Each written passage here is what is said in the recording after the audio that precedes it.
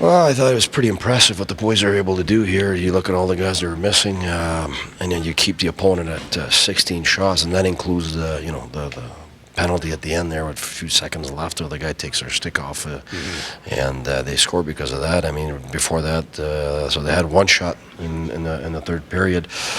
Our players were, we wanted to tighten up. Defensively, the last two games we had won, but our structure wasn't as good as usual. We're loose against Arizona, we're loose a bit against Dallas, and we really tightened that up today, and we kept paying the price in front of the opponent's goaltender, and I think the mix of those two things have given us another win today. We talked several weeks ago about the soul of this hockey club coming out. Are you getting a sense now that it has really strongly been developed and there's a real true belief? Yeah, what's great to see is that in so little time you see the Wingles and the Burrows and the Stallbergs, like they're part of it already. It's pretty impressive. I think the players in there, the leaders, have done a terrific job at incorporating those guys real quick, and they themselves have got themselves out there to really fit in and gel quick, and that's what we wanted. That's what we knew that if we gelled quick with the new players, it would certainly pay off, and it was way quicker than I thought. It's probably the quickest I've seen in my years of coaching. Usually it takes a lot more time, but just credit to those guys because they're good people, smart, experienced, guys who love to love structure and love to pay the price, and so they fit right in. That's what we wanted.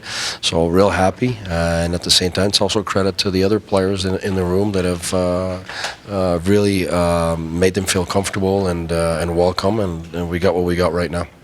And right now, when you wake up tomorrow morning or sometime tomorrow, you're going to be in first place in the Atlantic Division. Does that cross your mind at all? No, I really don't care. It's we've been saying it. That's not what we're after at all.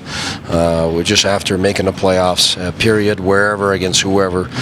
That's the goal. It's always been the goal. And once you start calculating stuff like that, once you start sitting on being proud of what you're doing right now, there's a long way to go. There's tons of teams right now that are all still in, and you lose 2-3 games in a row, and then all of a sudden you're portrait changes, and we're one game at a time, and Tampa's next at home, and we want to do better than we did last time against them. We played them on a back-to-back last time, and we had a very good first, but the second and third really we had no juice, so we want to make sure that the next game we're better, and hoping that maybe one of our three guys is back for that game on Tuesday. We're just focused on what we need to do. Get a goal from Dzingel. Is that, guys are going to go through ups and downs in the season, but it's a welcome sign for you and for him? Yeah, what I like is that he got it being around the net, and that's what it's about. All the top goal scorers, they get those goals, majority around the net.